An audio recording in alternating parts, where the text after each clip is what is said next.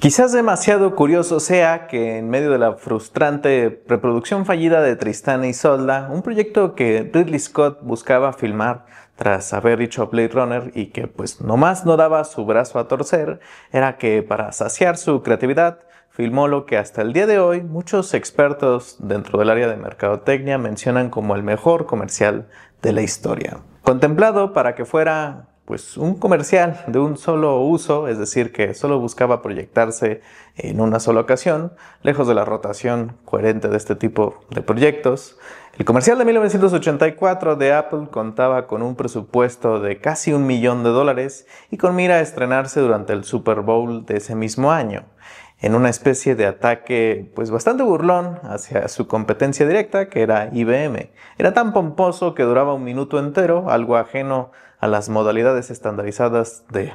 el evento. El comercial se proyectó el 22 de enero de 1984 y con una audiencia de 96 millones de personas, lo que animó a Apple a mover el comercial fuera del evento. 1984, el comercial, no el año ni el libro, terminó proyectándose en cines como producto de alta vanguardia porque para ese entonces pues los cines solían estar exentos de estas publicidades que vemos cotidianas en las salas. No existía Paloma y Nacho, era comerciales de las películas o comerciales extremadamente locales que pagaba la gente para proyectar. Si un tipo vendía colchones, pues aprovechaba y te ponía una superventa de colchones. 1984 terminaría ganando más de 30 premios, incluyendo el Grand Prix del Festival de Cine de Cannes. Eso era más reconocimiento del que había recibido Scott en años previos, de nuevo tomando en cuenta la fallida producción de su épica wagneriana y sobre todo, y de forma más notoria y triste, con el fracaso comercial y de crítica que resultó Blade Runner. Recuerden, Blade Runner no se arregló hasta que le quitaron la voz en off de Harrison Ford y eso fue para llegados los 90. Todo el tiempo estabas escuchando un sujeto cansado. Y a pesar de eso, las ambiciones de Scott no pararon. Tomando en cuenta la frustración de Tristán e Isolda, planteó sus objetivos a otro espacio fantasioso, comenzando a leer de manera obsesiva obras de William Holzberg, el cual terminó por citar para arreglar un posible proyecto entre los dos, que el autor pensaba que era para Dune, pero pues no, en realidad querían hacer una especie de influencia directa de una de las películas favoritas de Ridley Scott, que era La Bella y la Bestia de Jean Cocteau, la cual proyectaron de manera privada para discutirla como el ejemplo perfecto de una fantasía que lograba permearse como la dosis perfecta entre misterio y encanto. Porque al final de cuentas Scott quería hacer eso, una película fantástica. Holzberg terminó entregando 15 revisiones de un proyecto que finalmente sería titulado Leyenda. Para poder firmar las ambiciones de Scott, Leyenda tuvo que encontrar un espacio fantástico a su nivel. Fácil pudo haber sido el filmar en un espacio natural y castillos reales, considerando que son los escenarios que usa la película, pero Leyenda terminó por contratar el estudio Pinewood, es decir, uno de los estudios más grandes de toda Europa, que se usaba para las películas del 007, y bajo la dirección de Ashton Gorton, quien también venía de otro proyecto inmenso, y curiosamente otro fracaso de taquilla inmenso que era Revolución, para que construyera bosques, un río con un pozo, flores reales y animales que soltaron en el espacio para que se acostumbraran a vivir como abejas, pajaritos, criaturitas del bosque y de todas las razones un oso. Desgraciadamente esta producción inmensa costó cara por algo. El 27 de junio, durante grabaciones, el estudio Pinewood, con los escenarios de Leyenda, además de los escenarios de En la mira de los asesinos, de James Bond, esa película que tiene la canción de Duran Duran, se incendiaron hasta quedar reducidos a cenizas. Todo porque las botellas de gas que se usaban para crear las secuencias de las hadas no quedaron selladas correctamente y terminaron generando una presión de tal grado que la explosión rompió un muro y quemó todo el lugar. Afortunadamente los pájaros salieron con vida, los demás no sé, y también los seres humanos, porque esto ocurrió durante el almuerzo, porque estaban en descansos y de hecho Scott estaba haciendo las revisiones de los dailies y nadie salió herido. Scott pudo haberse quebrado, pero en algo sacado de la filosofía de Akira Kurosawa, el director, tras haberse asegurado de que todos estuvieran sanos y salvos, se fue a jugar tenis, confiado en que Ashton tenía un plan de contingencia, el cual se trataba de que había hecho tantos sets que podía recuperar los que tenían en sus estudios y podían trasladarlos a otros espacios en menos de 3 días. Leyenda es una película muy complicada. Es una película que yo he visto desde que era un niño y es una película que, no voy a negar, en un principio sí me parecía bastante tediosa. Quizás por su duración. No es algo que veía de manera muy frecuente, pero sí me quedó marcado particularmente ciertas escenas y ciertas cosas que vamos a mencionar, porque es una película que se queda como muy marcada en esta infancia y sobre todo ya después cuando fui siendo adolescente que empiezas a leer cuestiones como fantasía oscura, pues es una de estas cosas que están constantemente en la memoria junto al Cristal Encantado o Dragon Slayer o Laberinto, que quizás es la menos oscura de esas, pero me parece que bajo estos esquemas de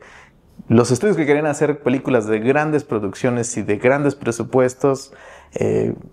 Leyenda parece ser la película más destacable dentro de este movimiento de fantasía oscura que por alguna razón duró muchos años, y tomamos en cuenta que de las primeras eran La historia sin fin, que vamos, es una producción alemana que termina llegando a Estados Unidos, y pues más bien como apoyados también estas influencias de las producciones que se hacían en Rusia, en Países Bajos, pues como que Hollywood quería aprovechar estos mismos esquemas, pero pues tristemente como que no encontraban esta conexión con sus audiencias. Leyenda es una película muy sencilla y quizás ese sea su principal problema para las audiencias modernas, porque la encuentran como una historia muy simplona. Es decir, existe un sujeto que se llama Jack de lo Verde, que es Tom Cruise en falda, y que se enamora de una princesa que es Lily, los cuales pues están en el bosque, son muy felices y se prometen como recuperar una sortija que está dentro de un pozo. Y mientras eso pasa hay una historia en paralelo de unos duendes que capturan a un unicornio para sacrificarlo y con ello pues tener sangre de unicornio y con ello también tener el último unicornio existente dentro de este espacio para después poder entregárselo al príncipe de las tinieblas. Eso se trata toda la película. En realidad parece ser pues algo muy sencillo, pero creo que también oculta una cuestión muy interesante que no se le da mucho crédito a Leyenda. Sí, es sencilla, pero creo que esa idea de establecer como algo que recupera como estas historias clásicas no es algo que se hacía muy seguido, y también es una película que está confiando en su audiencia en que va a haber estos protos que hemos visto muchas veces. Pero encima de eso también hay una cuestión muy curiosa en donde pues, la película es consciente de lo que pues, terminaría aplicando películas como Star Wars, que es el viaje del héroe, o estas condiciones arturianas, o hasta tolkienianas, ¿no? O si es luisianas, de las crónicas de Narnia, en donde pues, estos elementos se reestructuran para hacer algo pues, un poquito más interesante. Y todo más en relación con el personaje de Lily, porque está claro que todo esto ocurre porque la película está tratando de hacer una explicación sobre el proceso de madurez del personaje femenino. No por nada, cuando ella llega al bosque, que es una doncella de apariencia noble y que, pues, vamos, en este aspecto histórico, las doncellas eran capaces de poder traer a los unicornios para que se durmieran en sus piernas, sobre todo si eran mujeres vírgenes, pero es algo prohibido, ¿no? Es algo que el bosque constantemente le rechaza, sobre todo Tom Cruise en faldita le dice que no puede acercarse a los unicornios. Y mientras esto pasa, también llama la atención del príncipe de las tinieblas, quien está buscando una doncella para que sea su esposa. Pues claramente está haciendo una alusión a la situación de madurez que muchas mujeres van a llevar en su momento, y que también la película pues, es muy alusiva a esta cuestión que los cuentos de hadas tenían, como de estas cuestiones morales que se aplicaban a una sociedad que pues, trataba de entender los procesos de madurez y de complejidades en la psique humana cuando ni siquiera existían estos rasgos analíticos, ¿no? Entonces creo que va por ese entorno, y el personaje de Lily, si bien es una doncella en peligro, pues está a este servicio que también, de nuevo, bajo estos esquemas de Cousteau, existe una fantasía prodigiosa. Porque sí, es una película que puede resultar muy aburrida para muchos, pero increíblemente es una película que no puedes negar que se ve preciosa. Los sets son inmensos. De hecho, siempre que la veo te dejas te deja la boca abierta lo que tuvieron que construir. De nuevo, es ridículo que hayan pensado en hacer un bosque cuando pudieron haber hecho un bosque en una situación, en un entorno natural, pero aquí aparecen bosques con unas ramas específicas, con muchos brillitos en todas partes que se les pegan a los actores, y particularmente con esta cosa que se me quedó marcada durante mi infancia y que ahora que la vuelvo a ver es esta cosa que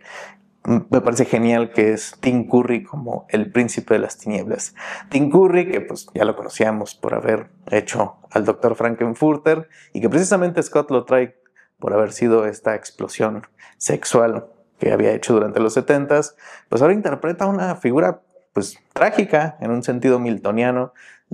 al príncipe de las tinieblas, básicamente el diablo con unos cuernos más grandes que su cabeza, y en donde pues está tratando de pues saciar su soledad, ¿no? De ser esta figura rechazada, pero que inevitablemente tiene que hacer el mal porque está dentro de su construcción natural. La parte que se me quedó muy grabada, y todo eso es en esta construcción de la pérdida de la inocencia, es cuando Lily termina en el castillo del príncipe de las tinieblas, y para tratar de seducirla le ponen objetos hermosos en una mesa y ella queda prendida con un vestido con el que empieza a tener una especie de ballet, que de nuevo también está atendiendo a estas construcciones teatrales que la película tiene, sobre todo en evidencia al proyecto fallido de Scott de traer pues las tragedias y las épicas wagnerianas, ¿no? O sea, se presentaban en un espacio totalmente plastificado y con mucha gesticulación, que también podría ser como parte de esta referencia de lo que Fritz Lang hizo cuando hizo el Anillo de los Nibelungos. Y entonces ocurre este dance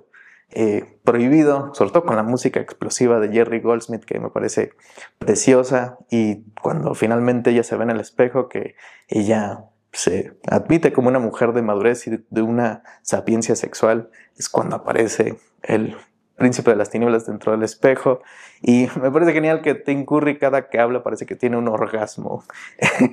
Pocas personas logran tener eso, y es majestuoso y es aterrador. Que vamos, también todo esto es gracias a los efectos especiales y de maquillaje que hizo Robotín,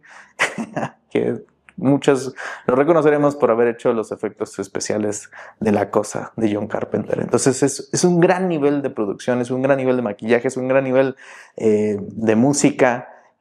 pero es una historia simple, y eso quizás haya sido el principal problema. El previo de Leyenda originalmente contaba con 113 minutos de duración, pero la primera piedra de crítica la encontraría Scott durante su infame proyección al público Prueba, el cual ocurrió en Estados Unidos, y